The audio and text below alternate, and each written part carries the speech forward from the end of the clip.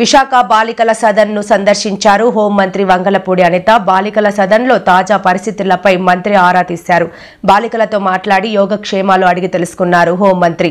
కొంతమంది బాలికలు మానసికంగా ఇబ్బంది పడుతున్నారని, వైద్యులు పర్యవేక్షణలో పిల్లలు ఉండేలా చర్యలు తీసుకుంటున్నామని తెలిపారు. ప్రతిపక్షాలు బురద జల్లుతున్నాయని, చిన్న పిల్లలపై రాజకీయాలు చేయాల్సిన అవసరం లేదని అన్నారు. హోమ్స్ పరిగే పరిస్థితి వచ్చింది అనుకుంటే కనుక డెఫినెట్ గా లేదండి, చూసి వచ్చాను. అదే లేదండి, ఆల్రెడీ లోపల ఎప్పుడైతే వాళ్ళ పిల్లలు ఎలాగైతే గెంతు వచ్చారో అదంతా కూడా బ్రేక్ చేశారు. ఇప్పుడు పిల్లలకి అటువంటి ప్రాబ్లం లేదు. ఈ కెమెరాస్ కూడా కొంచెం ఫిట్టింగ్ కూడా మళ్ళీ రీఇన్స్టాల్ చేశారు. సో ఎక్కడ కూడా ఇబ్బంది లేదు. నెల్లూరు జిల్లా జైలు సూపరింటెండెంట్ రాజారావు అని ఎవరైతే సూపరింటెండెంట్ ఖైదీలకి బయట వసతులు కావాలంటే ఫోన్ పే ద్వారా తీసుకుంటారు. డెఫినెట్ గా అలాంటి పరిస్థితి ఉంటే మొన్న చూసారండి, వైజాగ్ లోనే ఒక సూపరింటెండెంట్ ఎలా చేశారంటేనే ఇమీడియట్ గా మేము సస్పెండ్ చేసి ఇంట్లో కూర్చోం. సో అటువంటి పరిస్థితులు. ఇప్పుడు విషయం ఏంటంటే వ్యవస్థ, నేను ప్రతిసారి చెప్పడం కాదు కానీ డిస్టర్బ్ అయిపోయింది మొత్తం వ్యవస్థ అంతా. దీన్ని స్టిమ్యులేట్ లో పెట్టడానికి కొంచెం టైం మాకు పడుతుంది. ఇలాంటి సిచ్యువేషన్స్ ఎక్కడైనా ఉన్నా కూడా ఇమీడియట్ గా మేము రెస్పాండ్ అవుతున్నాం, ఇమీడియట్ గా వాళ్ళ మీద చర్యలు తీసుకుంటున్నాం. అటువంటి ఫర్దర్ గా జరగకుండా కూడా మొత్తం నిఘా యంత్రాంగాన్ని మాత్రం మేము పెడుతున్నాం. సెక్యూరిటీ పరంగా ఇప్పుడు అమ్మాయిలే పైకి జాబ్ చేసి వచ్చారు, బయట నుంచి కూడా లోపలికి వెళ్ళే అవకాశాలు ఉంటాయి కదా, సెక్యూరిటీ ఎలా ఉంది లోపలంతా? నేను చూసి వచ్చానండి. ఫస్ట్ నేను లోపలికి వెళ్ళిన వెంటనే అడిగింది కెమెరాస్. ఇంకో బయట నుంచి కూడా అబ్బాయిలు ఎవరైనా అంటే యాక్చువల్ గా ఇది మా పోలీస్ పరిధిలో చంద్రాది యాక్చువల్ గా అటువంటి పరిస్థితి లేదు. ఒకవేళ అటువంటి పరిస్థితి ఉన్నా లేదు. ఎగ్జాక్ట్లీ నేను ఒకసారి డిపార్ట్మెంట్ వాళ్ళతో ఆ రోజు నేను సిపి గారితో మాట్లాడడానికి కూడా ఆవశ్యకత అందుకే వచ్చింది. అసలు సెక్యూరిటీ పరంగా చూడండి, ఉమెన్ కానిస్టేబుల్ ఎక్కడ మనం పెట్టాలా, అసలు పోలీస్ ప్రొటెక్షన్ ఏమైనా ఉందా లేదా.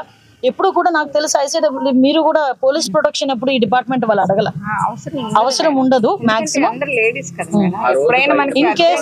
ఇన్ కేస్ అటువంటి పరిస్థితి వస్తే గనక కంపల్సరీగా మేము పోలీస్ ప్రొటెక్షన్.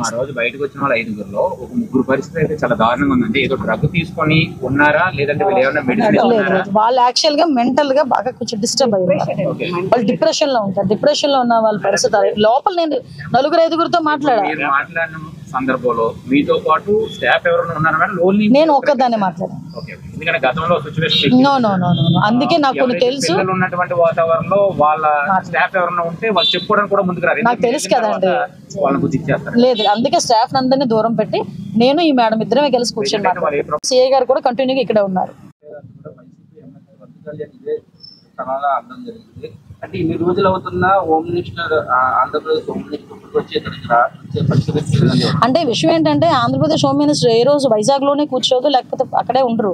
ఆ రోజు నేను ఉన్న సందర్భం విజయవాడలో ఉన్నాను. విజయవాడ నుంచి ఇమీడియట్ గా నేను ఆవిడకన్నా ముందే నేను కలెక్టర్ గారితో మాట్లాడాను. ఇక్కడ డిపార్ట్మెంట్ వాళ్ళని పంపించుకున్నాం. ఎవరో మాకు గుర్తు చేస్తే పనిచేసే పొజిషన్లో అయితే మేము లేవమ్మా. మా బాధ్యత మాకు తెలుసు.